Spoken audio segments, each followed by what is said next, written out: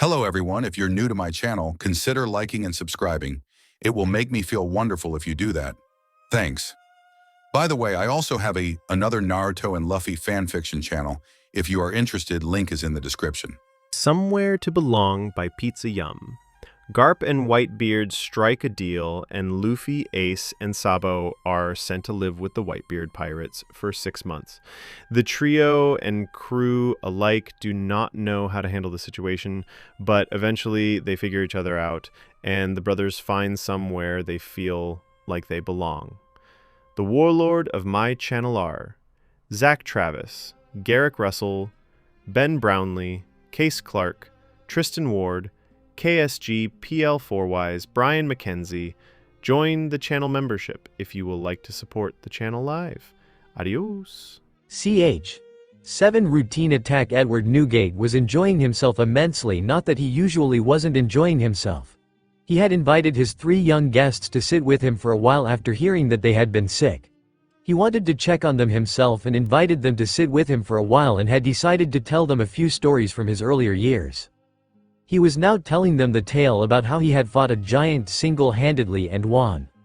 The youngest one would gasp and say things like, "Awesome," and "So cool." His brother, the one with the top hat, sat next to him, shushing him every now and then. The last of the boys sat further away, fiddling with a pipe that he held, but every now and then would turn to stare with wide eyes whenever he reached a point in his stories that was particularly heart-stopping. "Wow," the little one cheered once he was done with his latest story, "you're really strong." "So I've been told," the captain responded good-naturedly. "He's the strongest man in the world, Lou," the blonde said.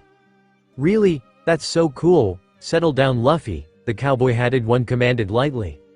"Hey old man," the blonde called up to him. "Yes, brat? Do you have any more stories like that one?" The captain laughed. "Of course. I have lived a long life. I have more stories than you can imagine. How about I tell you about the time that I—" "Pops," Marco interrupted him. "Yes, son? There's a ship approaching. We don't know if it's hostile yet. Does it have a Jolly Roger? One that I don't recognize?" "Hey Marco," sang the smallest brat. "Hey Luffy." The captain looked down at the youngsters that were now all on their feet, looking excited. "Warn the men. Prepare for battle just in case." Right away. The commander looked towards the brats. "Hooligans, get below deck," he commanded. "Do we have to? I want to see the fight. Don't argue with me, Luffy. It could be dangerous, and if you're out here you might be in the way." "Nonsense," Whitebeard said. He wasn't going to let some no-name pirates ruin the fun he and the brats were having. "They can stay if they want. They won't get in the way, and there is no safer place on this ship. If you're sure." With that, the commander ran off to prepare the men for battle. "Now where were we? You were going to tell us another story," the blonde brat stated. "Oh yes. How about a story from my own childhood?" There was a loud boom followed by a whistle. "Was that a cannon?" he heard the older brunette asked, sounding excited. Whitebeard looked up to see a cannonball flying towards him. He didn't bother moving from his spot, knowing that one of his sons would knock it off course. He was proven right as Vista appeared and cut it in half. There were a series of cannons being fired, but per usual none made it to their destination. Instead of paying attention to the, as of now, one-sided battle, he called the 3 children's attention back to him, telling them the story from his childhood of how he found a cave that he was lost in for 3 days before finding his way out and discovering some of the sweetest fruits he had ever tasted.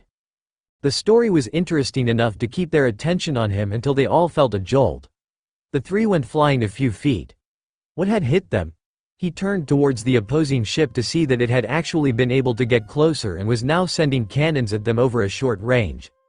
Those were a little more difficult to get rid of, and the Moby took a series of hits, causing the ship to rock. And yet the enemy's ship still grew closer. "Ace, what's going on?" he heard the little one ask his older brother. "The ship is under attack, but don't worry Luffy, everything will be fine. You'll stay with me, right? Wherever you go I'll be there with you. It's not like what happened with Blue Jam." Whitebeard felt intrigued by this, but decided that unless they volunteered the information then it really wasn't his business. After another jolt, he decided that he had enough. He stood and glared at the opposing ship. The cannon stopped abruptly and a man in a long coat appeared. "I am the captain of this ship and I am here to challenge the pirate Whitebeard." "You're still 3 decades too young to challenge me, brat.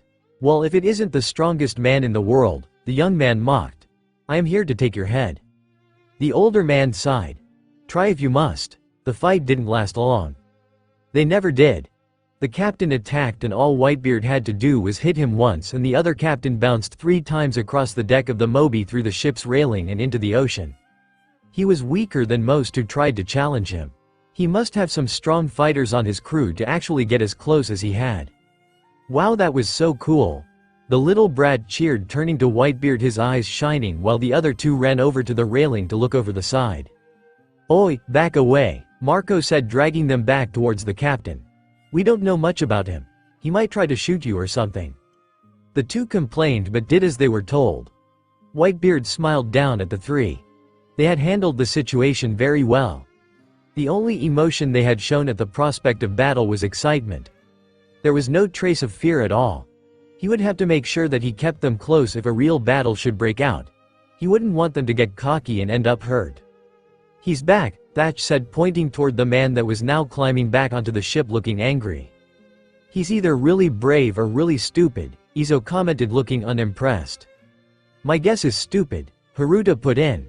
How dare you embarrass me in front of my crew? The other captain yelled, pulling out his gun and pointing it at Whitebeard. Like that would work. He seemed to realize that too. Instead of taking the shot, he aimed towards the captain's feet, towards Luffy. It was race against time as everyone realized who he was aiming at. Marco rushed the opposing captain while Ace and Sabo tackled their brother to the ground just as Whitebeard used the blade of his Basento to block the bullet. The pirate crew all turned to stare at the man in shock that was now being held by a furious-looking Marco. You were right, Haruta, Izo said, he's stupid. The 1st Division commander threw the man at his captain's feet. I thought you were here to challenge me. The captain of the Whitebeard pirates stood at his full height, glaring down at the man who dared attack someone under his protection. You were here to take my head and instead attack a child? Tell me now why I should not kill you where you stand, he growled. The man tried to stutter out an answer but Whitebeard was done with him. He swung his Basento and using his devil fruit powers sent the mine flying off his ship and towards somewhere unknown and most likely dead. The crew of the other ship seemed to realize that they should leave as quickly as possible and did so with no resistance. Are you alright? Whitebeard asked the 3 boys who were now staring up at him. They all nodded in unison. And you're not hurt? He asked the smaller one who shook his head. Good. He allowed himself to calm his anger, knowing that the little ones were safe, and sat down in his chair, pulling out a bottle of sake. He drank deeply before turning to the 3 brats that were now staring up at him. All 3 with eyes shining. He smiled. He could get used to having the youngsters around. Now where were we in the story? That was so cool, Luffy cheered. Why, you just threw that man. I don't even see him anymore, Ace said, turning his head towards where the pirate had been thrown. How did you do that? Are you really that strong? Sabo asked, looking amazed. Pops is that strong, but it helps that he ate the tremor fruit, Marco informed. He ate a devil fruit? The blonde asked, turning to stare in wonder at the captain. That's right. Being from the East Blue, you probably didn't even know that devil fruits were actually real. I hear that most of that are just myths, Thatch said with a smile. We've met a devil fruit user, Ace informed him. We just didn't think that we would be meeting another one anytime soon. The captain raised an eyebrow, intrigued. Not many who had the powers of the devil fruit went to the weakest of the blues. They usually all came to the Grand Line to prove their strength. Really? Thatch asked. Well, we have quite a few people who ate devil fruits on board. Marco and Pops being 2 of them. Ace turned to Marco. You ate a fruit? That's right? Which one? A mythical zone fruit. I can transform into a phoenix. That's a mystery bird, Luffy informed his brothers. I know what a phoenix is, Sabo said. How do you? Marco told me. What other powers do people on the ship have? Ace asked, turning to Thatch. The captain watched, content, as his son explained to the 3 brats the different fruits that various members of the family had eaten. Ate first snowfall. Ace shivered as he added yet another blanket to the pile that was already heaped on top of him. He had been woken up about an hour ago from the feeling of cold. It had shocked him because it had been so hot last night that they had decided that sleeping together in the bed was just not an option. He and Sabo had opted to take the floor and give Luffy the bed. Now he was wishing that he had taken it. At least the bed would be warm and not freezing cold like the wood floor he was currently lying on. He looked towards Sabo and saw that he too was struggling to get warm and had an excess amount of blankets. Turning to look at his little brother, Ace noticed that Luffy only had a light blanket and while still asleep, was shivering. He sat up. This was ridiculous. He gathered up his heaps of blankets and spread them over Luffy before he climbed over the smaller boy and settled under the covers between Luffy and the wall. Sabo joined them soon after and spread 2 blankets over his brothers before throwing the remainder at Ace. Use those to put between you and the wall. It will act as an insulator and hopefully keep you warm. Ace didn't need to be told twice. He quickly stuffed the blankets behind him before snuggling under the covers and moving towards the heat source that was his brother's. This was the reason why he made sure Luffy was in the middle. It would be weird if he and Sabo got this close, but Luffy liked to cuddle and would do so as often as allowed. And Ace was really cold and willing to do just about anything to warm up at the moment. Why is it so freaking cold? Isn't it summer? Well, in the Grand Line each island has its own atmosphere. Maybe we're approaching a winter island, Sabo said. How do you know that? Ace questioned. Namur told me. They were quiet for a while, thankful that the heat was slowly starting to build. Winter was never this cold back home. That's because we lived in a warm climate. Nowhere should ever be this cold, Ace complained. Ace, Sabo, shut up, sleep in, Luffy mumbled. The 2 boys laughed quietly because Luffy had just yelled at them in his sleep. They settled down and allowed themselves to drift off to sleep again. Knock knock knock, they were awakened by the sound of someone pounding on their door. Oi, wake up you lot. Ace frowned. It was Thatch. He was too cold to deal with him or anyone right now. Sabo, tell him to go away, he requested sleepily. Go away, the blonde said, not nearly loud enough to be heard on the other side of the door, snuggling deeper into the covers. Knock knock knock, sorry I tried. Wake up, you're going to miss breakfast, the 4th commander yelled, sang. This caused the warm mass Ace had been cuddling with to spring up. Food? We have to go eat or we'll starve. Come on, get up. The boy jumped on the bed before he stopped and wrapped his arms around himself. Cold. No kidding. Get back in bed, Lou, Ace said, pulling him down into the middle so that he and Sabo could have their heat source back. He decided that he really hated being cold. He really wished that he could be warm all the time. Or at least have a fire with him at all times to keep him warm. It was then that all 3 of their stomachs growled and they had the dilemma of either staying warm in their bed or eating. Their door burst open, letting even more cold air in. It was unusual for anyone to come into their cabin without permission, but it did happen on occasion. Usually it was Thatch, but this time it was the 1st Division commander. What are you all still doing in bed? You're not sick again, are you? He asked, sounding slightly concerned. Shut the door, Ace and Sabo yelled. Hi Marco. Hi Luffy, he greeted as his fellow commander joined him and shut the door. Ace had noticed that Luffy had taken to greeting the pirate by name every time he saw him. And he noticed that Marco would return the greeting with a smile every time. Seriously, you are usually up before now. Is everything alright? Thatch asked. Ace groaned before sitting up, making sure he had a blanket securely wrapped around himself. The 2 commanders were wearing scarves and gloves and heavy coats. So they knew it was going to get cold. Why didn't they warn them? It's too cold to get out of bed, Ace informed them, shivering despite his blanket. Yeah, Luffy and Sabo agreed. Don't you have winter clothes? Marco asked. Garp said that you had everything you would need. You wear different cloths in winter? Luffy asked. It's normal to wear warmer cloths in the winter. We didn't bother at home because winter wasn't that much cooler than summer, Sabo explained. Oh, I want to go back where it's warm, Luffy whined. Me too, Ace whined as well, making his little brother laugh and Sabo to shoot him a confused look. You mean to tell me that all you have are shorts and t-shirts? Marco asked. I have my coat, Sabo said, pointing towards his tailcoat that was hung on the back of the desk chair. Alright, but you don't have anything that would actually be useful in cold weather? Garp didn't get you anything? Grandpa didn't in cloths, Luffy informed, trying to snuggle closer to Ace. The older brother was happy to oblige and wrapped an arm around him, glad to have the warmth. Marco sighed. You all go to breakfast. Let me see what I can do. Can we take our blankets? Sabo asked. How else are you going to get to the galley without freezing? Thatch asked, making the trio smile. Entering the galley, Thatch offered to get them their food so that they wouldn't trip over their makeshift coats. They all thanked him before taking a seat next to Nomura and Izo. "Why do you have blankets?" he asked.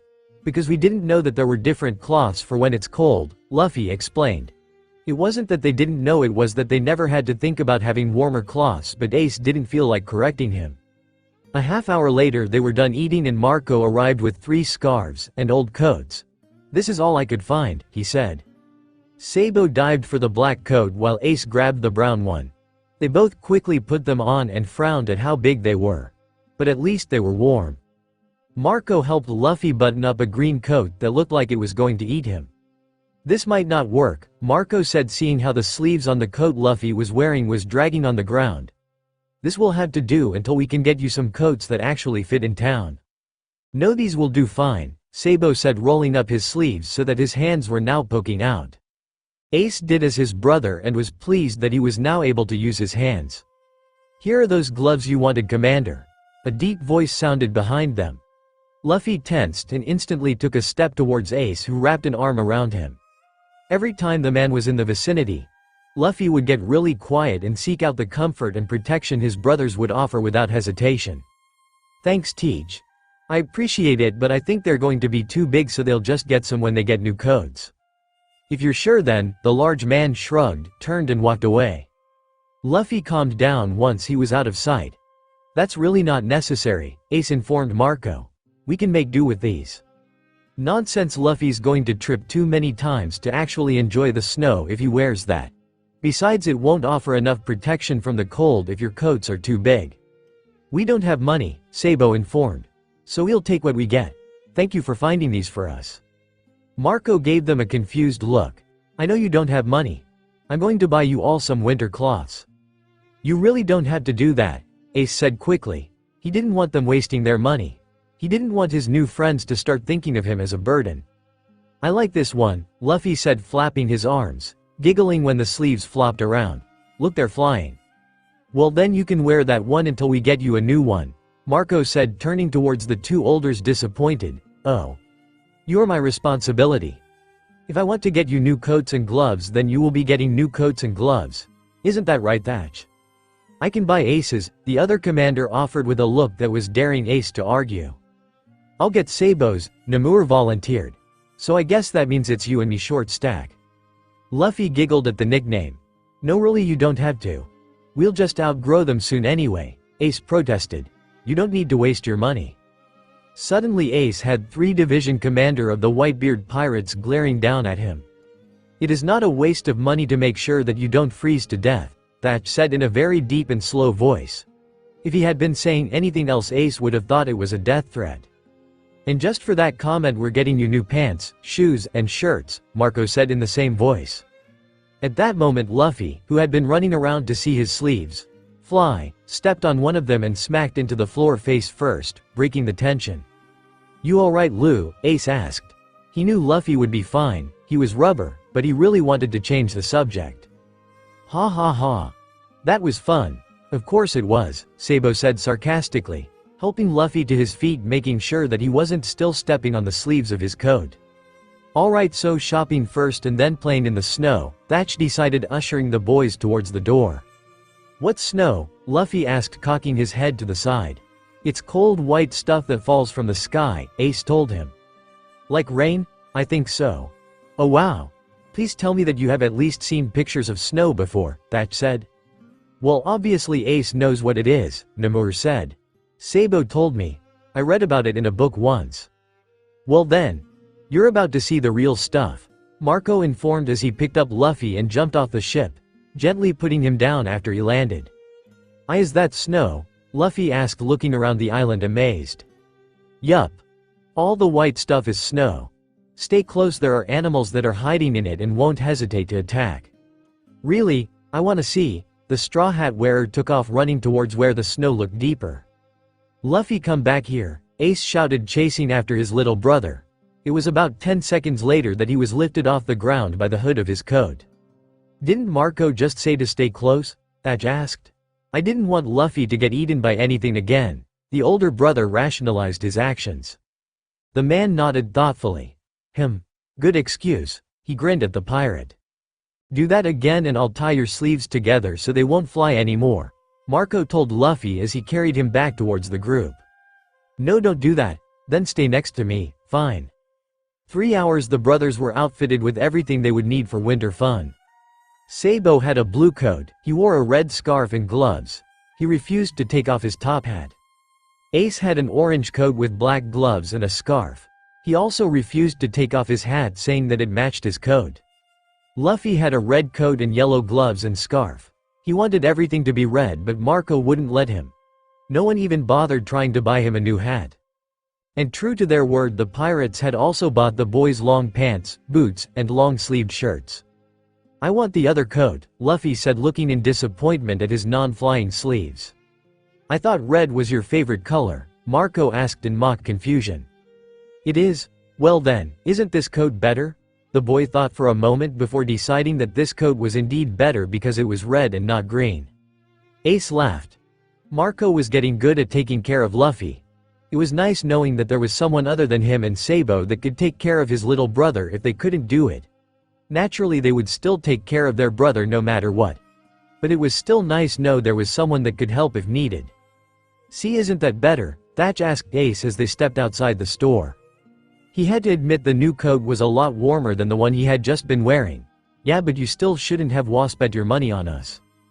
If we hadn't, then Pops would have made sure that someone did. He likes you brats and will make sure that you're taken care of, Marco said as he watched Luffy wrap his arms around one of his legs and sit on his foot so that he wouldn't have to walk. The blonde pirate shrugged but didn't miss a beat. It was probably better that way. At least they would know when he ran off. So now that you won't freeze or get frostbite, how would you like to build your first snowman? Thatch asked. What's a snowman? Luffy asked excitedly. It's a man made out of snow, Namur told him.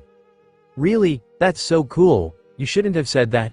Now he's going to expect an actual man made out of snow, Sabo said, shaking his head. Really? Yup, Ace said. It's not a man made out of snow, Marco told the little boy still wrapped around his leg. Luffy let out a disappointed, "Oh, it's just snow that is shaped like a man." What? Marco chuckled. Don't worry, we'll show you when we get to a suitable place for building snowmen. They walked out of town and into a valley, looking for a nice open area that they could have some winter fun. Ace was pretty sure the adults were more excited than they were to play in the snow. Alright, here looks like a good place, Thatch declared once they were about 30 minutes out of town. Good for what? Building a snowman, of course. Come on, I'll show you all how to do it. The three boys watched as the fearsome pirate made snowman by rolling 3 big balls of snow and placing one onto the other, giving him a face with pine cones and pine needles. Ta-da! He presented with a smile. Marco and Namur burst out laughing. That has to be the most pathetic excuse for a snowman I've ever seen, Marco said between laughs. Shut up, it's fine. It's lopsided, Namur pointed out once he had gained control of himself. Just because you two don't know a quality snowman when you see one doesn't mean that Ace, Sabo, and Luffy won't. What do you guys think? Namur's right, it's lopsided, Sabo said, his head tilted to the side inspecting it. Yeah, it really is, Ace agreed. I like him, thank you Luffy, you're my only friend here. The commander grabbed the 7-year-old in a hug and then stuck his tongue out at everyone else. A snowball came from the side and hit him in the back of the head.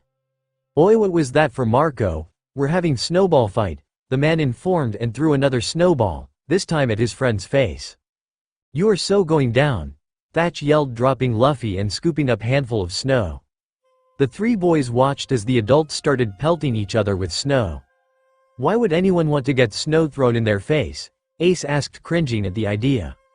Looks like fun, Luffy said, picking up a handful of snow and throwing it at Sabo. That wasn't a snowball, Thatch called. Come on, I'll teach you how to make a real snowball. We each get one of the brats on our team, Marco declared, suddenly sweeping in and grabbing Luffy from in between his brothers. Yeah, Thatch agreed, latching onto Ace and pulling him towards his lopsided snowman. Ace was sure that Sabo had been dragged off by Namur at some point as well. Alright teammate. Pay attention because I'm about to teach you how to make a snowball. Ace rolled his eyes but nodded. First you grab snow, Then you put it in one hand, and then pack it tight with the other hand. The pirate demonstrated forming the snow into a ball as he explained. Now you try. Ace did as he was told and picked up some snow. He had just been shaping it into a ball when there was a low rumbling sound. What was that? I'm not sure. Thatch stopped making snowballs and stood looking around. Avalanche! Namur yelled from his position about 100 feet away. Thatch's eyes grew wide as he turned neath the waist and started running. Ace could see Namur carrying Sabo and running far in front of them. He looked around but couldn't see Luffy or Marco anywhere. He really hoped that they were alright because he knew that you can never mess with an avalanche. The thought had just crossed his mind when he felt Thatch start to fall. His eyes widened as they both fell. He was thrown from his friend's arms and rolled a bit before he was able to stop himself. He sat up looking around. He couldn't stop the panic he felt as he saw a wall of snow coming towards him. That screamed his name, but he couldn't worry about him right now. He had to do something. Thinking quickly, he looked around and saw a rock that jutted out of the ground that would provide some protection from the snow. Enough so that he wouldn't be crushed anyway. He prayed he had enough time as he made a mad dash towards the rock. Ch9 waiting. Sabo had been more than a little surprised when Namur had suddenly yelled avalanche and picked him and started running. He had been even more surprised when the fishman had actually been able to outrun the snow. Once the 8th Division commander had stopped, he gently put Sabo down so that they both could survey the damage. Sabo felt his eyes grow wide. There was nothing but snow left. Trees had once dotted the mountainside and now there was nothing. "Where are Luffy and Ace?" he asked numbly. "They were behind us and now there's nothing there. Where are they?" He looked up at Namur, pleading with his friend to tell him that his brothers were safe. I'm sure they're fine. They're with Marco and Thatch. They won't let anything happen to your brothers." At that moment a giant, flaming, blue bird landed next to them. Sabo immediately noticed the small boy clutched in its talons. "Luffy!" he called out, relieved beyond measure. He didn't even notice when the bird turned into Marco. He was so focused on his brother, who was crying loudly. "What's wrong?" "Where's Thatch?" Namur asked. "Take them back to the ship," Marco commanded. "Bring back as many men as possible." "Why?" Thatch went down. What does that mean?" Sabo demanded. "The snow ate Ace," Luffy wailed. "They were hit by the avalanche?" Namur demanded. Marco nodded. "And Luffy saw it happen?" Namur asked sadly. "We don't have time for this now. Every second counts. Now take them back to the ship, I'll start looking. We can worry about how traumatized the kid is later." "No, I want to help," Sabo protested. "I want to help Ace too," the 7-year-old said through his sobs. "No, it's too dangerous. Back to the ship with the both of you. I promise I won't stop looking for him until he is found." "You want me to go back to the ship and just wait while you all get to look for Ace?" "No, he's my brother and I can help. I'm not just some kid." "Yes, you are. You might act more like an adult than a kid, but you are still just a kid. This is dangerous, so you are going to act your age, for once, and let the adults handle this," Marco yelled, looking frustrated. Sabo stared at the blonde pirate in shock with no idea how to react. All of his life he had been told over and over again to grow up, act more mature, take on more responsibility. This was the first time he could remember that someone had told him to act his age and hadn't gotten onto him for acting like a child. Marco sighed and ran a hand through his hair before kneeling down in front of Sabo, placing a hand on his shoulder. "Look, I know you're not just some kid and that you are capable of doing things most adults can't. I know you want to help Ace. I know that. I understand that it hurts that I'm not going to let you help look for him. It is too dangerous. I also know that it's scary that your brother is missing because mine is missing too. But right now I can't worry about you and Luffy. I need to take care of Ace and Thatch, and I need you to take care of yourself and Luffy. Can you do that?" Sabo nodded mutely, still a little shocked but accepting that he was not going to be allowed to help find Ace. But at least he could take care of Luffy. Namur picked them both up, one under each arm. "I hope Thatch is okay too," Sabo told Marco sadly. "Thanks, I'm sure they're both going to be fine." He nodded at the other pirate and the fishman took off running towards the ship. The journey back to the ship was much quicker than the hike away from it had been, and they reached the Moby in little to no time. Namur put them down. "Go back to your cabin and try to stay warm. We'll come get you when Ace is back."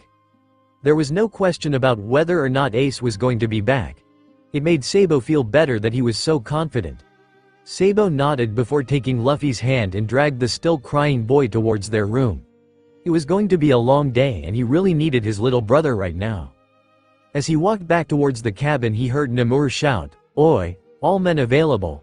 There was an avalanche on the island. 2 of our own are buried." A few hours later, Sabo and Luffy were sitting on the railing of the ship, next to the loading ramp, waiting for any kind of news. Sabo had been able to calm the younger down by saying that Ace would be mad if he found out Luffy thought he was dead.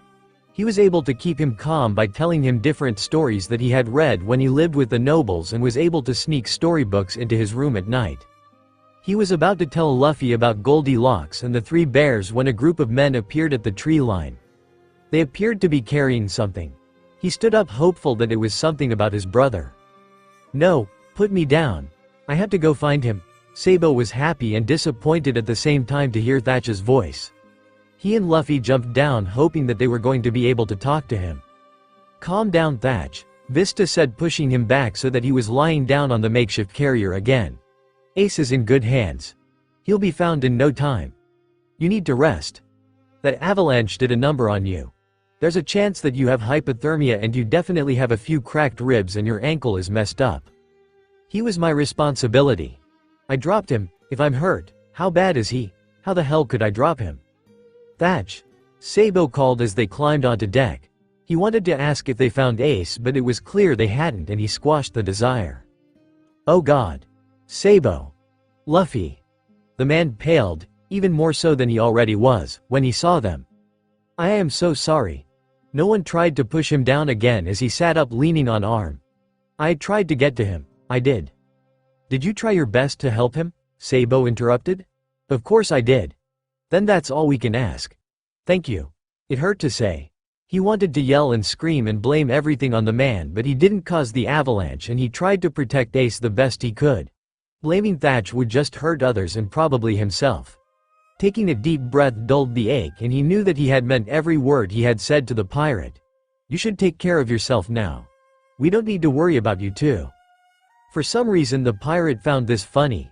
He collapsed onto his back, the heel of his hands digging into his eyes, laughing like a madman. "You hear that, Vista? The kid's worried about me. He's worried about the idiot who lost his brother. What is up with these kids? They don't act the way they should." Vista nodded at the men carrying the stretcher, and they carried a still hysterical Thatch below deck. "Is he okay?" Luffy asked, watching as the men disappeared.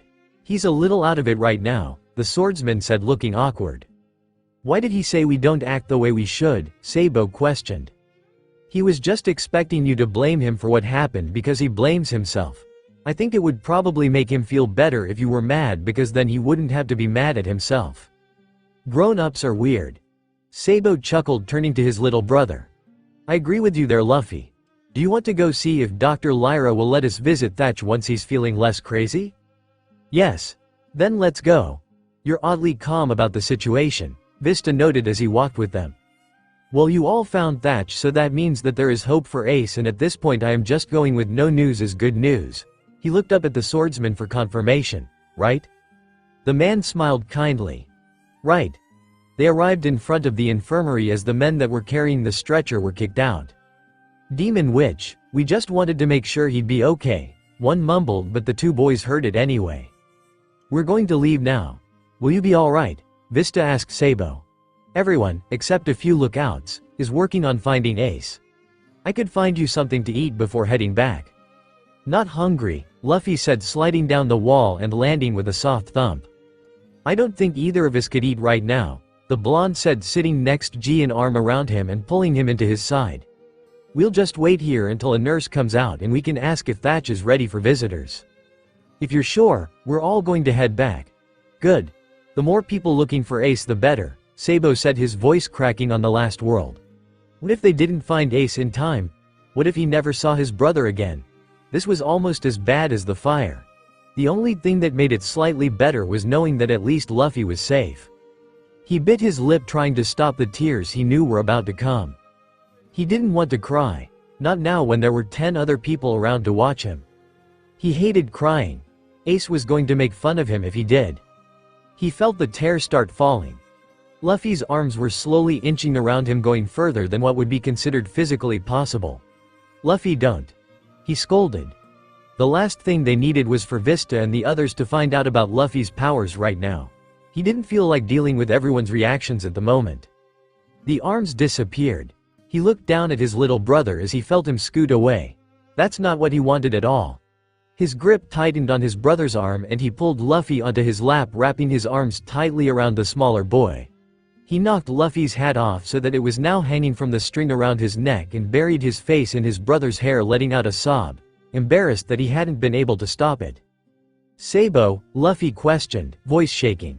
He was unable to respond and just sobbed harder as he felt the two small arms wrapped tightly around him, holding on the back of his coat. He allowed himself to cry for a few minutes before taking a few deep breaths to calm himself. He pulled away from Luffy and gave him a shaky smile when he noticed his brother was crying now. "Sorry about that." "Sabo," Luffy said again. The blonde didn't respond. He just tucked his brother's head under his chin and squeezed him tightly. "Don't worry. Ace won't die," he promised. Sabo blinked. When had Ace promised not to die? "We're going to find him," Vista said, determination in his eyes. "I know you will. I just don't know in what condition he'll be in when you do." Try as he might, he couldn't stop the second round of tears. It seems that every time we're actually happy, something horrible happens.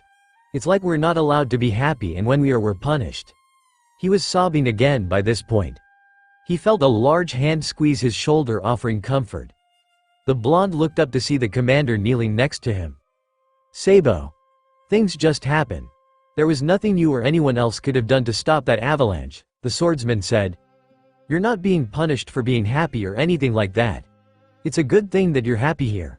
We're glad to hear that, and we'll do everything in our power to make sure that you all stay that way." "Please find Ace," Luffy pleaded when Sabo didn't respond. "We can't be happy if he's not here." The commander smiled at the two boys before standing and turning towards the men that had helped him carry Thatch back.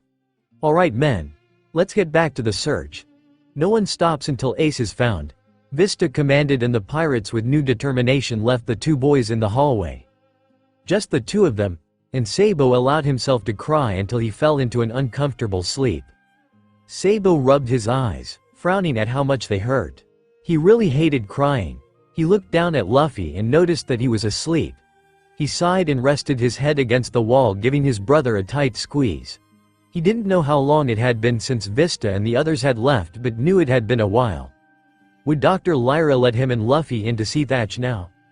He tensed up as he heard footsteps above them, signaling that someone was on deck. With all the noise, he guessed that there were quite a few people on deck. Did they just get back, or had it been a long time and they just didn't want to come talk to them because they hadn't been able to find Ace? He was terrified to know.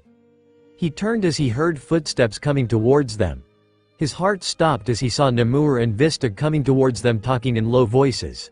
He shook Luffy to wake him up as Namur nodded and the two commanders turned towards them.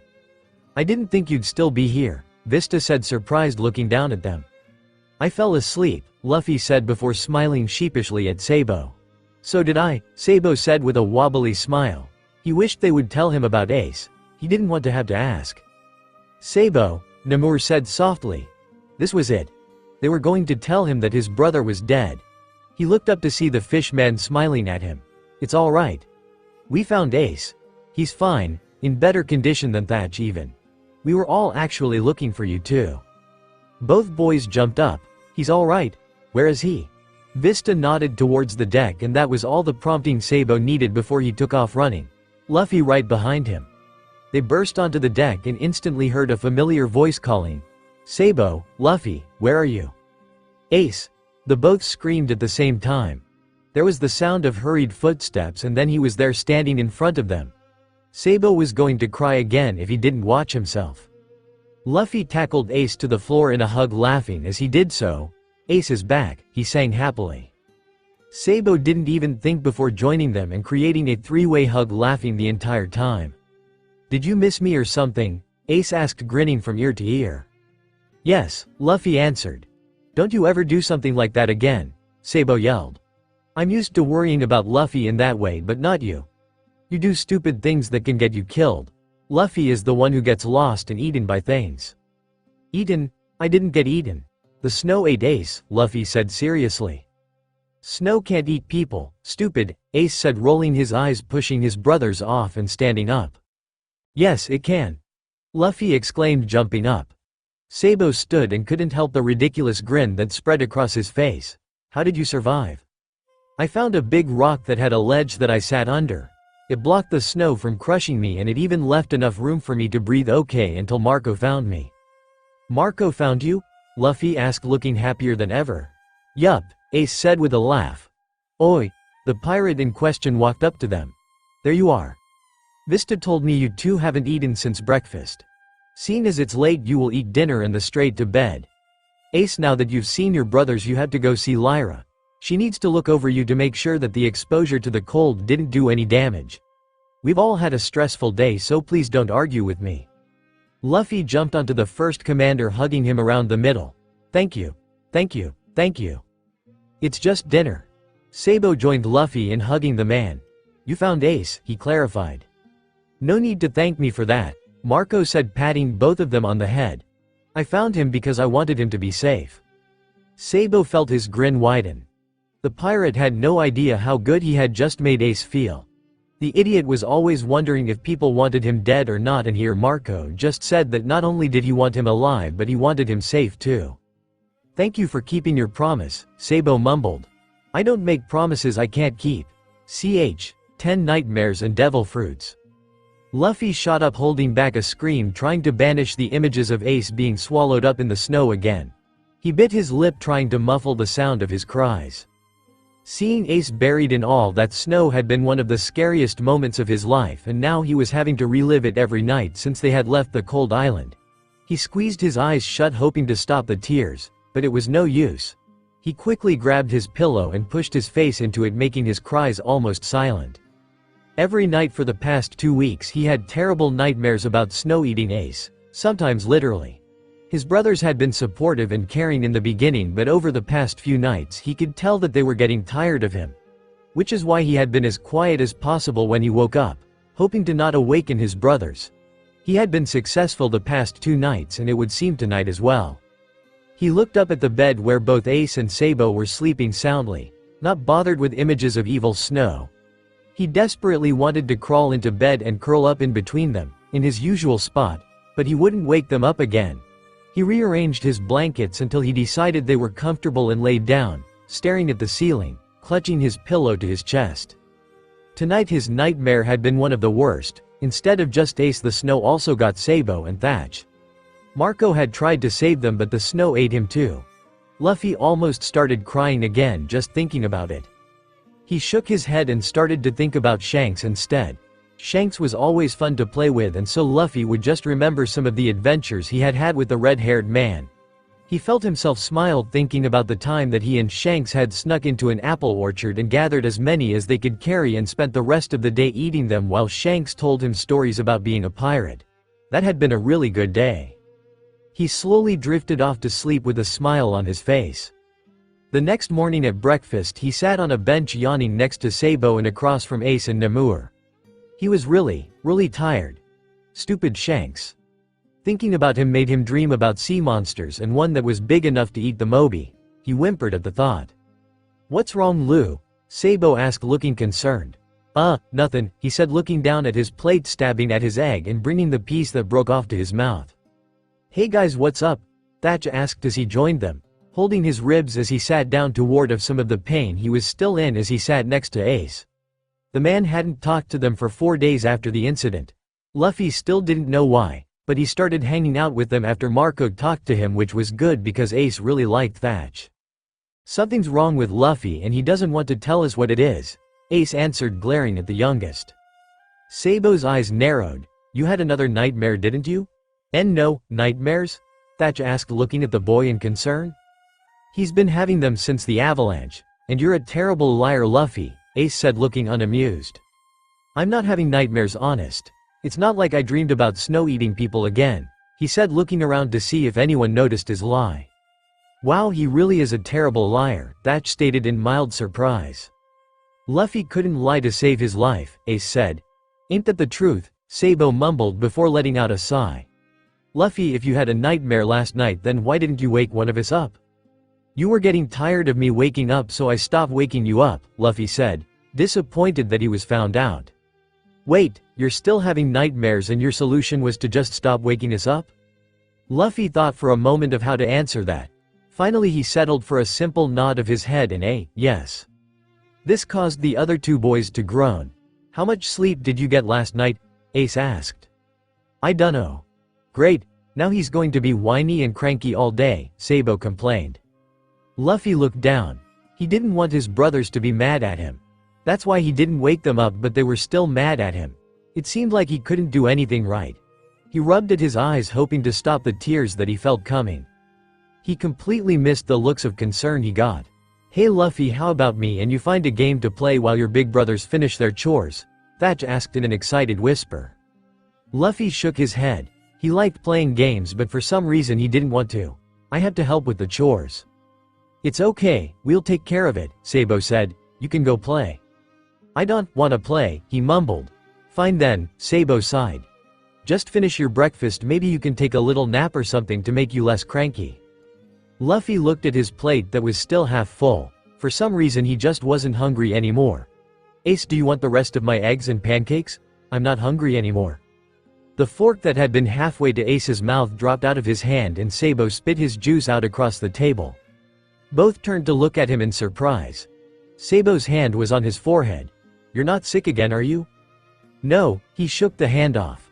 I'm just not hungry, and I don't want to play. He put his arms on the table and laid his head down on them. Do you want my food or not? Ace and Sabo traded anxious looks. Two of the things that defined Luffy was that he liked to play and was always hungry. The other was the fact that he wanted to be king of the pirates. Yeah, I'll take it. Ace agreed, hesitantly grabbing the plate and digging in. Ace never turned down food. 5 minutes after Luffy put his head down he was asleep. Is he alright? Marco asked, joining them, nodding towards the wannabe pirate king. He's been having nightmares, Sabo informed. How bad are they? Thatch asked, looking down at the little boy. Apparently worse than we thought, Sabo said, looking sad. We thought they stopped a few nights ago when he stopped waking us up. I guess I shouldn't have yelled at him, Ace said, looking guilty. I thought he was just being a crybaby again and told him that I was fine and to stop crying about it. Ace, we thought you died. We didn't ever say it or anything, but we both thought that we weren't going to see you again. Sabo said quietly. Remember what it was like for you after my ship was blown up? What? Thatch felt his eyes widen. Sabo had been on a ship that had been blown up. He traded shocked looks with Marco. Don't remind me, Ace said with a shiver. Remember how clingy Luffy was after all that? The brunette nodded, looking sad. Well, I'm guessing we should expect that from him again. Thatch really wanted to ask about the ship, but he held back. They probably wouldn't really appreciate him asking. He had nightmares back then too, Ace said thoughtfully. I didn't really mind him waking me up because I had them too. Then you should be more sympathetic, Sabo stated. Well, it's not like anyone told you guys that I was dead, so why is he freaking out? Ace demanded. He saw it, Ace, Marco said, looking down at the freckled boy. I knew that I wouldn't be able to outrun the snow, so I transformed into my phoenix form and I picked him up and we flew. He was looking down and he saw you. When he started screaming and crying for you, I knew what had happened. What? He saw when the snow hit me. Why didn't anyone say something? At least then I would have been expecting the nightmares. Just then a small distressed sound left the sleeping boy. Sabo let out a worried sigh and shook him awake. Sabo? You were having another nightmare? Oh, I'm sorry. Don't be sorry, Ace said, climbing over the table, ignoring Marco's reprimands. He sat on the bench next to Luffy and hugged him tightly. We just want you to not have nightmares anymore. You're not sleeping like you should. I tried not having them, Luffy said in an apologetic voice. We know you did, Sabo said, joining broke out in its usual grin at his brother's actions. Come on, we have our chores to do, Ace said, breaking out of the hug looking slightly embarrassed. Luffy, you can just watch since you're so tired. Actually, Marco cut in. I was wondering if you wanted to keep me company as I did some work today. It won't be all that fun, but maybe you could draw or something. No, I don't wanna. Marco frowned before smiling thoughtfully. He bent down and whispered something into Luffy's ear. Really? The boy asked excitedly, jumping up onto the bench. Yup. I changed my mind, I want to go with Marco. Luffy looked at Ace, asking permission. If he gets to be too much of handful, send him back, Ace told the commander. I think I can handle it, Marco said with a chuckle.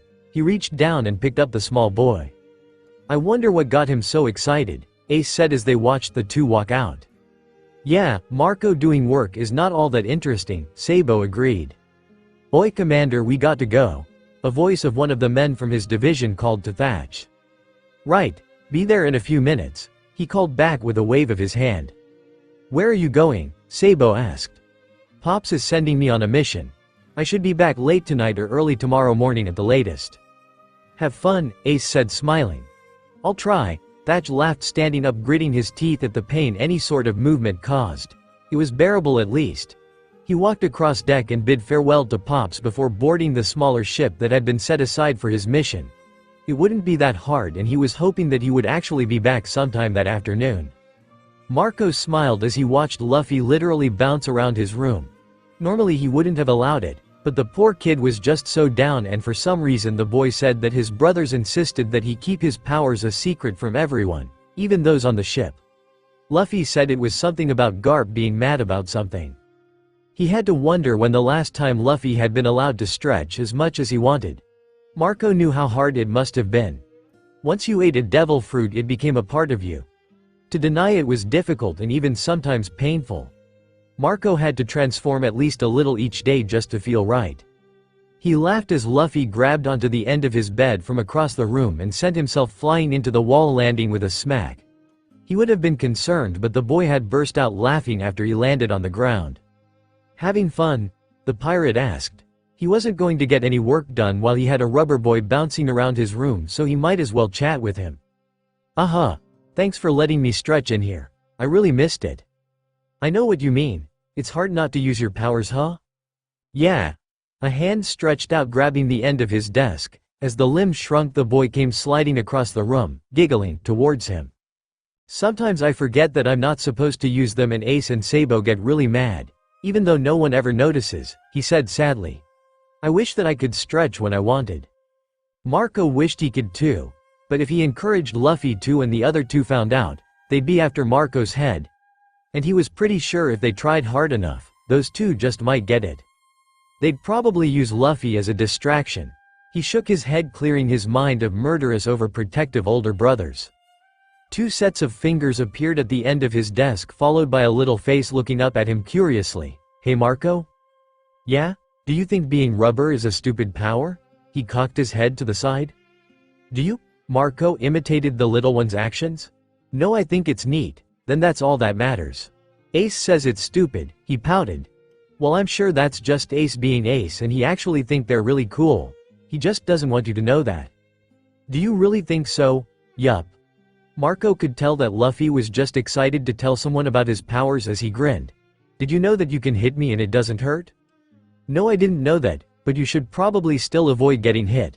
Marco was sure that nobody on board would stand for Luffy getting hit by anyone or anything, even if it didn't hurt him. Luffy just giggled as he shot across the room again. Marco shook his head at the little boy's antics, still smiling. A knock sounded through the room, and Luffy, who had been about to grab onto the bed and shoot across the room again, retracted his arm, looking disappointed. Marco waited until the limb was its normal size before calling, "Come in." Two faces appeared. Hey Marco. We came to get Luffy for lunch, Sabo said, peering into the room curiously, and the commander realized they had never actually been in his quarters before. He had invited Luffy in multiple times whenever Namur and Thatch had the other two occupied with things and Luffy was left alone. They probably had to ask around to even find out which cabin was his. Food. Luffy cheered, tackling the blonde out of the doorway. Ace had been smart enough to step aside. I see you're feeling better, Sabo smiled, pushing Luffy off of him. Yeah, Marco's the best, Luffy smiled. So what did you do? Ace asked. Just played. Marco raised an eyebrow. So the brat hadn't told his brothers that he knew about his powers yet. So you feel like playing now? Sabo asked, looking happy. Yup. Now food. Ace and Sabo both smiled and nodded. Bye Marco, thanks for watching him, Ace said, waving as he left. I don't know what you did, but thank you for making him feel better, Sabo thanked with a bow. "I didn't do anything," the man said. He really hadn't. The blond boy closed the door behind him as he left. Marco shook his head fondly. The brats were really growing on him. He looked down at his desk and saw the mountain of paperwork that was waiting for him. "Nope, not happening," he said, standing up and making his way outside. The brats needed someone to watch them with Thatch away on that mission, and Nim were busy training with a new recruit in his division. And the brats were a lot more fun than paperwork that could probably wait until tomorrow. Thatch smiled as he climbed onto the deck of the Moby. The mission had gone perfectly. They were able to destroy the enemy ship that had been attacking one of the islands under Pop's protection in less than an hour, and he had found a rare treasure on the ship. "Thatch. Welcome back. That was fast." He turned to see Marco leaning against the wall opposite of him. Ace and Sabo ran up to him. "What were you doing?" Sabo asked. "Did you fight someone?" Ace demanded. "Did you win?" the blonde asked. Thatch laughed as the questions were fired at him. There were some pirates bothering one of the island Pop's guards. "We took them out and I found something really cool," he told them excitedly, looking around for the small bouncy brat, hoping that he would be feeling better. He found him clinging to Marco's leg, looking terrified at something that was behind Thatch. "I thought that your ribs and ankle would slow you down a bit," Teach greeted from where he was eating a cherry pie, sitting on deck a few feet away. That would explain Luffy's behavior. For some reason that no one understood, the boy was terrified of Teach. "Nope. My ankle has been better for a while now. My ribs aren't that bad anymore," Thatch said with a smile, turning back to heave the chest that contained his treasure in it. "You'll never guess what I found," he said in a sing-song voice. "Hey Luffy, come here. I bet you've never seen one of these before and you should check it out." After some encouragement from Marco, the little boy shuffled towards him, casting glances at Teach, as if expecting the man to jump up and grab him at any moment. Thatch wished that the man would just leave. He wanted to make sure Luffy was alright. After all, it was his fault that the poor kid was having nightmares, and the brat wouldn't act like himself if the larger pirate was around. But it would be rude to ask Teach to Leary to distract the boy from the man. "What did you find?" Ace asked, looking excited. Thatch threw open the chest and was disappointed when he didn't get the reaction of awe he had been expecting. "It's a fruit," Ace said, let down. "A weird-looking fruit," Sabo added. "This isn't just a weird-looking fruit, it's a devil fruit. Don't eat it. It tastes gross," Luffy said, sticking out his tongue. Thatch shot him a confused look, wondering at the comment. Ace and Sabo both stiffened and turned to Luffy with looks that Thatch couldn't quite read. "You found one?" Marco asked, looking excited. Finally an appropriate response. He was either going to get some sort of power or a lot of money. Someone should be excited for him. He pulled it out of the chest and held it up so that everyone could see it. "I don't know what kind it is yet. I think I want to find out before I decide if I'm going to eat it. I want to make sure that it's worth becoming an anchor like Marco here." He was too busy showing off his prize to notice the slowly growing smirk on the face of the large man sitting behind him. He didn't notice as the man slowly approached him from behind and raised an arm. "Congratulations, Thatch," Teach said, slapping him on the back. "Let us know when you decide if you're going to eat it or not." "Will do. Hurry and put that thing away," Marco commanded. "Navigation says that there is a storm coming tonight and we have to get ready because it's supposed to be really big." "You're no fun," the man pouted before sighing dramatically. "I guess I'll put it away. Ch. 11 Betrayal." Thatch laid in bed listening to the thunderstorm raging around the Moby. He could feel the ship rocking back and forth and could only imagine how huge the waves outside were. He was thankful that, as a commander, he was never expected to have to take a lookout shift. He truly felt sorry for the poor souls that had to be out in this weather. He turned on his side and saw the chest sitting on his desk. He still wasn't positive what fruit lay inside, but he had talked to a few guys in the 9th Division that had researched the different types of fruits, and they were pretty sure that this one held the power of darkness. He was sure that if that were the case, he didn't want to eat it. The dark fruit. It just sounded ominous. The research guys said that if it were that particular fruit, then he would be able to absorb things if he ate it.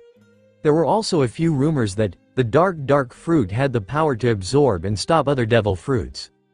If that were the case, he didn't want that kind of power falling into the wrong hands and being used against them. Maybe I should talk to Pops about it, he wondered out loud. He had a bad feeling about it. The more he thought about the stupid thing, the more he wished that he had just thrown it into the ocean. Just looking at the chest was giving him the heebie-jeebies. He jolted when there was a knock at the door. He got up wondering who would be out of their cabin at this time of night. He opened the door to reveal Teach. "Sorry to bother you, Commander, but I wanted to ask you something." He scowled. "It's past midnight, Teach. I know, I'm afraid it couldn't wait." Thatch sighed and ran a hand through his hair before gesturing the man in. "A light then. Come in, I guess. What can I help you with?" The man came into the room and idly pushed the door closed. Thatch noticed with a frown that it was still slightly open. He hoped that it wouldn't let in too much water. "Well, I was wondering what you were going to do about that fruit you found." Thatch shook his head in disbelief. It was late and he wanted to go to sleep. "Teach, this can wait until morning. Don't you have watch tonight?" "Yeah. I offered to walk around the ship so that the other guys could get out of the rain." "Then why aren't you on watch if you're the only one? Go do your job." Teach grinned at him. "Well." He took a step forward so that he was now in Thatch's personal space. The pirate wondered idly if Teach had always been that big. "I was wondering what you were going to do about that fruit you found," he repeated and laughed. Before Thatch could respond, Teach punched him in the ribs. His already damaged ribs. He heard a sickening crack. He was now sure that his ribs were now fully broken. Since when was Teach that strong? He bent over trying to ward off the pain, gasping desperately for breath. Something was really wrong. He couldn't seem to breathe right. He looked up to see Teach still grinning with a look in his eyes that made Thatch sure that the man was going to murder him and that he was going to enjoy doing it. It was then he noticed the knife. Thatch rolled to the right trying to avoid the blow. He gasped in pain when the knife struck his back. Teach tore the knife out and kicked him down so that he was lying on the floor, gasping in pain. Teach laughed as he stomped on the wound before turning towards the chest that was still sitting on the desk. He grabbed it before turning back with a smirk. "Thank you, Commander.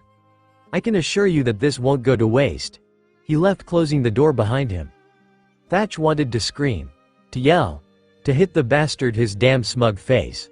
But he couldn't move. He couldn't even breathe properly.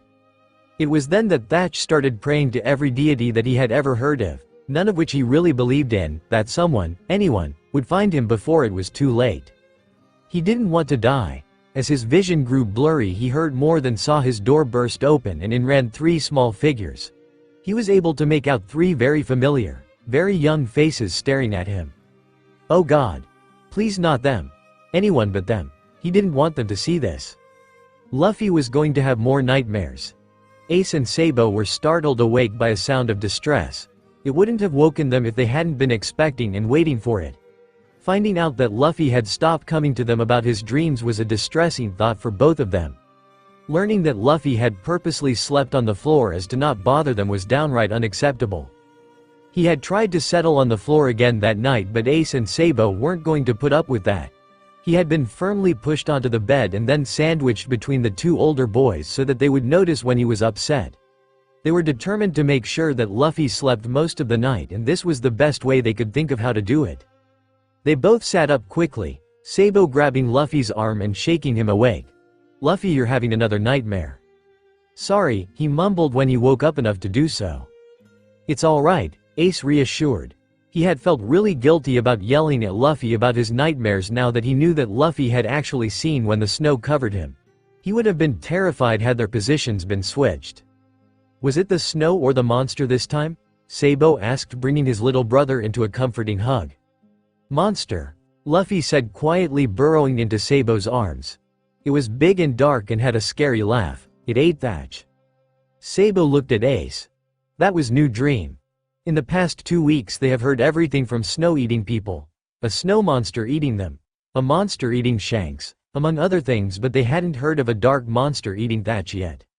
"We have to go see him," Luffy exclaimed. "Lu, it's late. We can see him in the morning," Ace said, trying to push Luffy back into bed. "No," Luffy pushed his brothers away and stood by the door. "I'm going to see Thatch right now. I've decided." "There's a really big storm right now, Lu," Sabo said. "If we go out we might be washed off deck, and Thatch's room is on the other side of the ship." "I'm going. You stay here." He opened the door only to have it slammed shut and to be dragged away from it. "We're not going to let you go out in this alone," Sabo said and sighed when Luffy looked at him with his determined look that meant that he wouldn't change his mind no matter what. If you're going then at least put on some shoes, Ace demanded, holding out his sandals. Right. He did as requested, and soon his brothers were ready to go as well. Since we're going out in this, you stay in the middle so that if a wave comes it won't carry you away, Sabo told Luffy. The boy agreed, and soon they were making their way across the ship and towards the 4th Division commander's room. They ran close together, keeping each other upright. A massive wave crashed into the deck, threw them into a wall, but they kept going. Ace and Sabo both knew that they should probably turn back, especially after the wave, but for some reason the need to see Thatch grew with each passing second. Zee-ha-ha-ha. Luffy stopped just as they reached the cabin. That sounded like the laugh from the monster, he hissed quietly. Ace's face scrunched up in confusion when he noticed the door opened slightly. He traded a look with his brothers before all three, with stealth they had learned while hunting creatures 100 times their size, snuck up to the door. All three watched in horror as none other than Teach punched their friend in the chest. Sabo winced at the crack he had heard when the fist connected. Thatch was now bent over, having trouble breathing. The large man didn't waste any time. With a look that Ace hadn't seen since he had been in the fire with Blue Gem, Teach drew a knife from his waistband and brought it down into the other man's back. Ace got ready to jump into action, but Sabo grabbed his arms and Luffy wrapped himself around his legs. "Let go," he hissed. "This is the new world times stronger than you, and Teach just beat him," Sabo hissed back. "You go in there and you will die. We can help Thatch after Teach leaves. But we have to be alive to help him, and if we try to fight we won't be able to help anyone." Ace growled but didn't fight against the arms holding him back as they watched as Teach stomped on their friend's now wounded back, laughing again. The pirate walked away from the commander and said something they couldn't quite make out. Sabo's eyes widened, realizing that Teach was about to leave the room. He quickly pulled his brothers away from the door and around the corner and pushed both his brothers against the wall, covering their mouths so they wouldn't make any noise.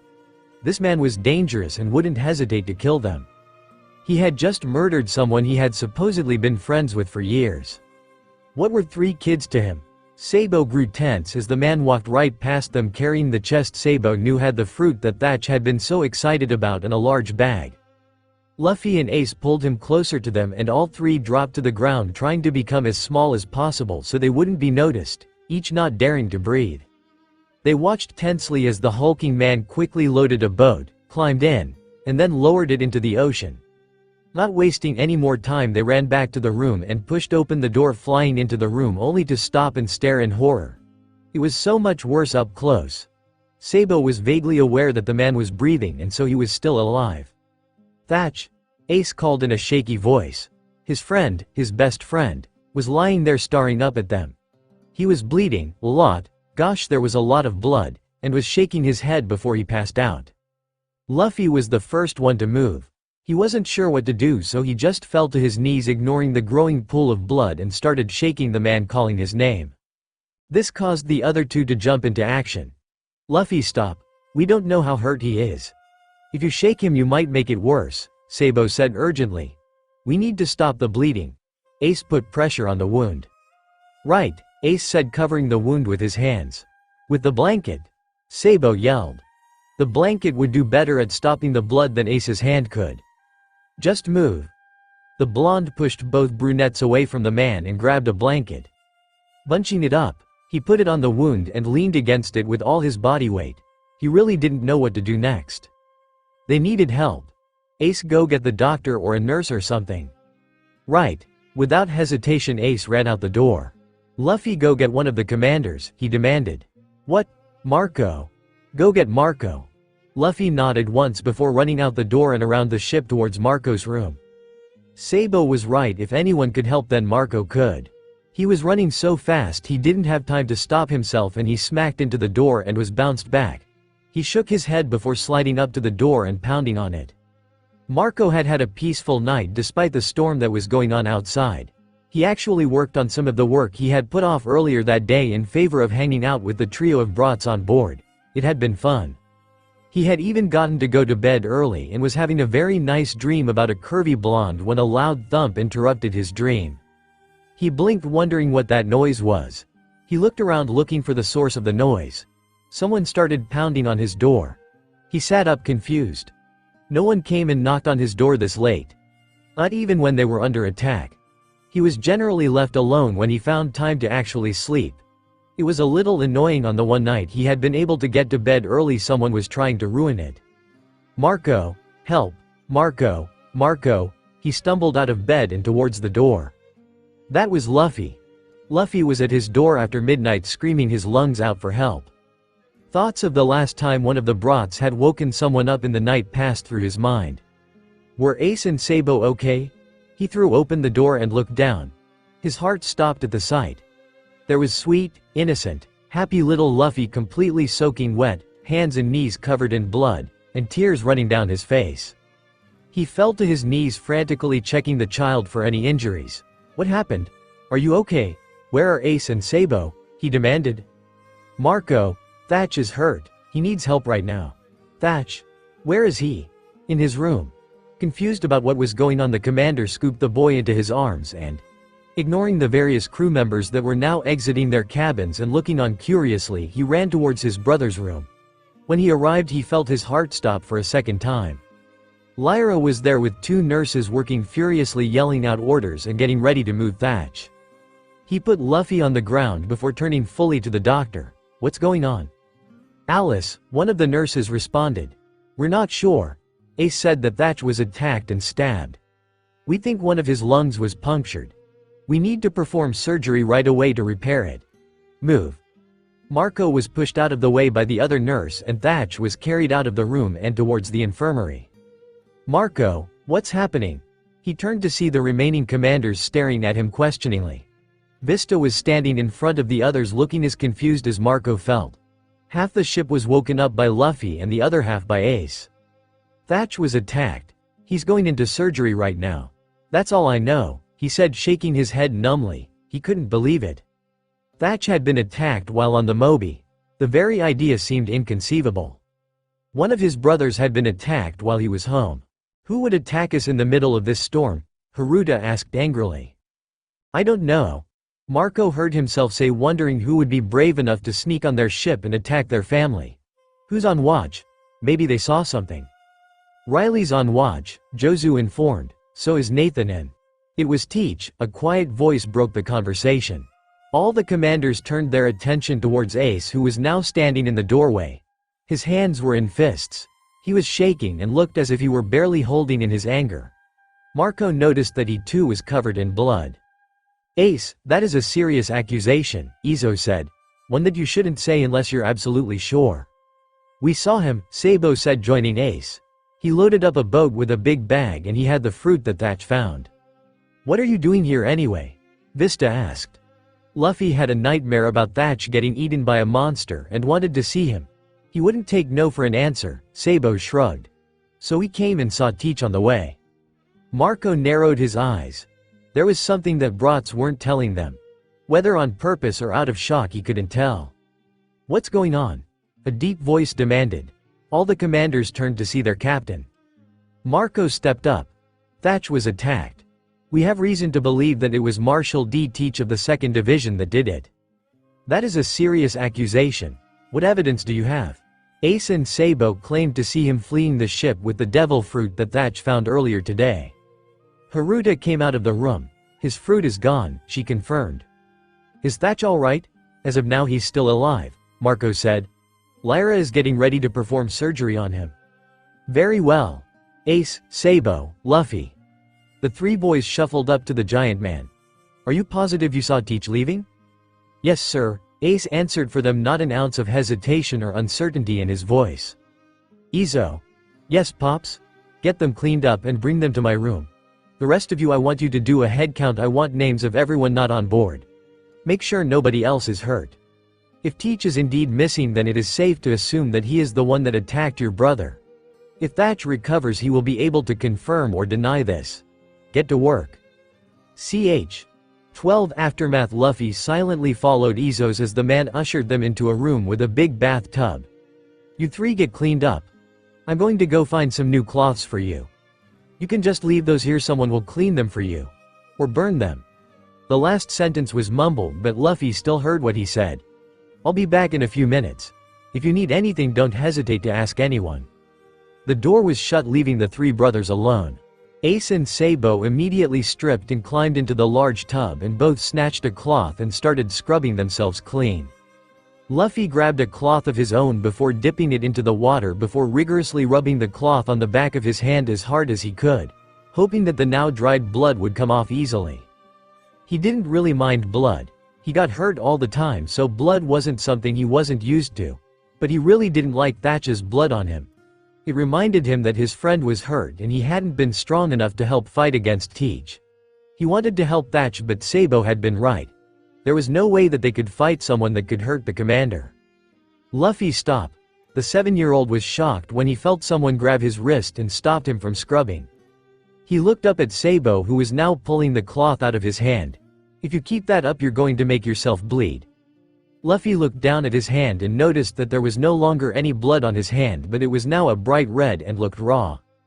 Come on. Sabo grabbed his other hand and made him stand up. He took off Luffy's hat and set it by the door where it would be safe. You need to take off your cloths so they can get clean. The small boy nodded before following his brother's orders. Sabo then led him to the tub and made him sit on edge. He guided Luffy's feet into the water and he instantly felt the effects of the water. He tried to pull his feet out, but Sabo held onto them. It's alright. You're with me and Ace. Nothing is going to hurt you, the blonde reassured before gently cleaning the blood off of his legs. After a few minutes there was a quiet knock at the door. Come in, Ace called.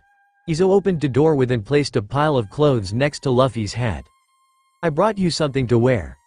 The shirts are going to be too big, but they'll be good enough to see Pops and comfortable enough to sleep in. He frowned. Is Luffy alright? He seems a little out of it. He's fine, Ace stated. Just tired. The pirate nodded. Understandable. When you're finished I'll be right outside waiting to take you to Pops. Sabo nodded. Thank you for the clothes. No problem. With that the pirate left and closed the door behind him. Ace pulled himself out of the tub and grabbed a towel and quickly dried himself off. He grabbed another towel before walking to Luffy and grabbing him under his arms helped him stand. Once out of the water Luffy felt his strength return. Ace dropped the towel on his head and Luffy used it to dry off. As they were pulling on their oversized shirts Luffy asked, why didn't you tell Marco that we saw that guy stab Thatch?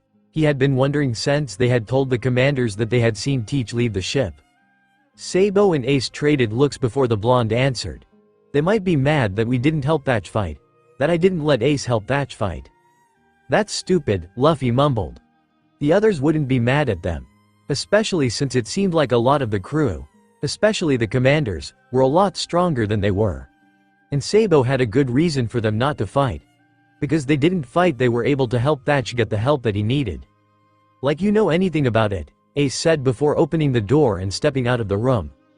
They found Izo leaning against the wall, eyes closed. Luffy thought he looked really tired and sad. The pirate opened his eyes before looking at them and asking, ready to go see Pops? Edward Newgate was heartbroken. One of his precious sons was fighting for his life and the only theory was that it was someone he had taken in, put under his protection, and considered family and loved had tried to kill Thatch. He desperately wanted it all to be a nightmare, a lie. He sat on his bed knowing that he wasn't going to get any more sleep that night. Not while his son was fighting for his life.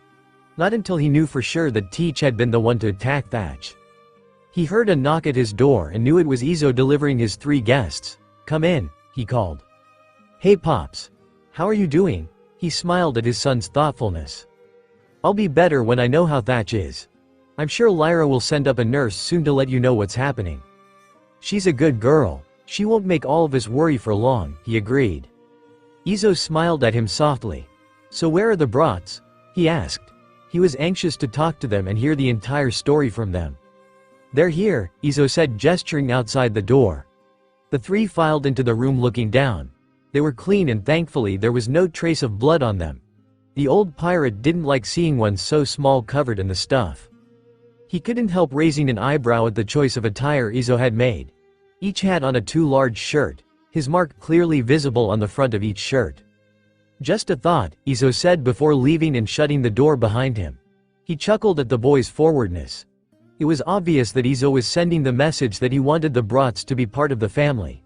It's not like the captain hadn't thought about it, but he had made a deal with Garp and he would not break his word just because he found the three cute. He hadn't realized that Izo had an opinion on the subject. That brat, he thought fondly before turning his attention fully on the three children in front of him. All three looked tense, exhausted, and emotionally drained. The oversized shirts made them look younger than he knew they were, and he felt his heart go out to them. "Relax," he told them softly. "I just want to know what happened tonight, that's all." They traded a look. "Go on, you're not in trouble." The two older boys traded looks before the full story came tumbling out. They told him about how Luffy had never felt comfortable around Teach. How the little one had a nightmare and wanted to go check on his friend. How they actually saw Teach attack Thatch before watching him leave the Moby. They told him how they had found Thatch and how they had tried to help him. He sat in silence until they were done talking. He was shocked. They had seen it happen. They had actually witnessed and were able to describe, in detail, what had happened to Thatch. Someone they trusted and thought of as a friend had been attacked, and they were able to keep a cool head during the entire thing. "I'm sorry," Sabo apologized. The poor child looked close to tears. "Ace wanted to help Thatch fight off Teach, but I wouldn't let him. If I had let him, maybe." The captain cut off the boy before he could say anything more. "Thank goodness you stopped him. If Teach is able to take down one of my commanders, then he is stronger than what he appears. If you had joined the fight, we might not have found any of you until morning, and by then it would be too late. If Thatch does survive, it will be thanks to your actions tonight," he told them. They just looked at their shoes. "You all look tired. You may sleep here with me tonight." "Oh no, we really couldn't," Sabo protested. "Yeah, we wouldn't want to bother you," Ace said. "It won't be a bother," I offered. "I don't want to sleep," Luffy pouted. He studied the pale faces in front of him and then scooped all three boys up, laid down, and sat them on his chest, hoping that it would offer enough comfort for them to settle down and get some rest. "If you don't want to sleep, that's fine," he said. "I don't feel much like sleeping myself. How about a story?" "What kind of story?" the smallest asked. He smiled kindly. "Have you ever heard of Lyre?" They shook their heads. "I thought not. It's a story that they tell mainly in the North Blue." By the end of the story, all three youngsters were sound asleep. He smiled at them fondly. He enjoyed having them on his ship. They were entertaining to watch, and his children, even those that didn't spend much time with the brats, enjoyed having the three around. Everyone had nearly panicked when the avalanche buried Ace in the snow and it took so long to find him. The entire crew had celebrated after finding him under that rock, completely safe from harm. His smile grew sad. They would be missed when they left, but until then he would enjoy having them around. He was broken out of his thoughts by a soft knock on the door. It slowly opened. "Pops, are you still up?" a quiet voice asked. "Come in, child," he said quietly. It was Iris, one of his nurses. "I've come to update you on Thatch," she said, looking at the three children on his chest.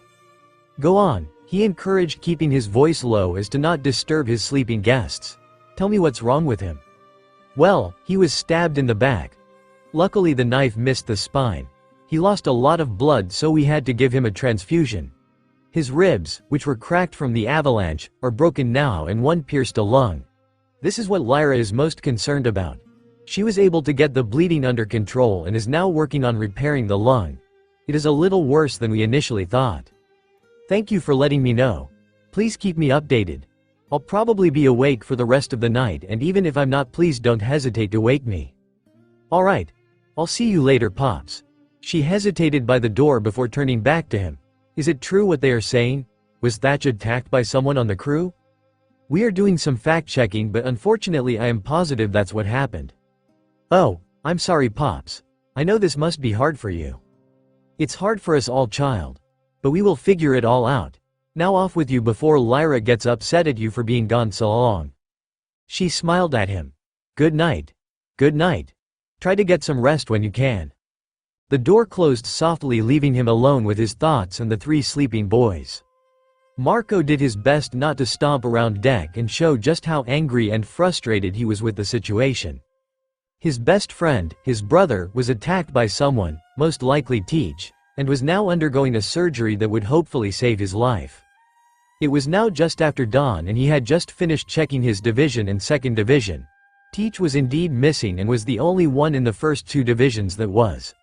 He desperately wanted to go after the man and teach him a thing or two about what it meant to, not only mess with his friends but, to spit in the old man's face and take advantage of his protection and love.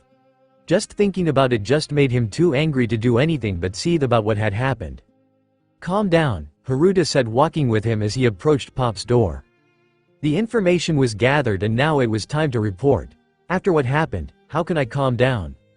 Well, getting angry about it right now is not going to help anyone. Haruta was probably right. He needed to clear his head before he did anything stupid. "So, is Teach missing?" Haruta asked casually as if the answer didn't matter to her. "Yeah. The only one in 1st and 2nd Division unaccounted for. Anyone missing in your division?" "No, I talked to some of the others and it seems like no one else is missing or hurt." Marco let out a sigh. At least no one else was hurt. They arrived at the old man's door and knocked. "Come in."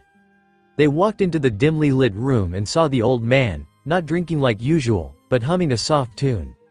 Marco felt bad when he noticed the 3 tiny forms curled around each other on the old man's chest. He had completely forgotten about checking to make sure that they were all right.